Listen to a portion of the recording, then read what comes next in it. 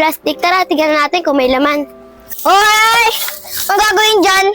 Ay, titignan lang namin yung plastic nyo kung may kalakal. Siguro naman, hindi nyo nagagamitin. Paano mo naman nasabi na di namin to kailangan?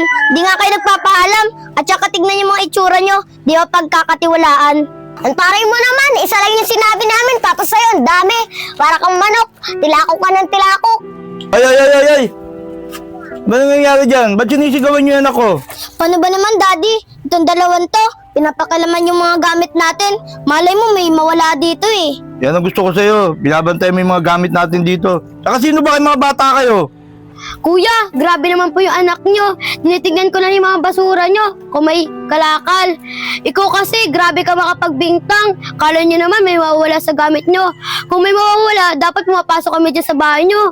Rosalie, si Jackie, o pati si Kylie, ano kayang ginagawa nila? Yung taga, puntaan natin. Tara.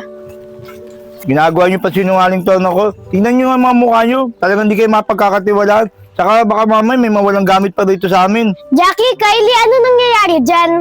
Ay, yeye, ito kasi si kuya, pati yung bata. Pinagbibintangan kami. Kumukuha daw kami ng gamit na hindi sa amin. Pero, tinitignan lang namin yung basura kung may kalakal. Ganun ba, Jackie? Kuya, pasyensya na po. Kami na po bahala sa dalawa. Tagal na, Jackie, Kylie. Sige na, magsalis na kayo.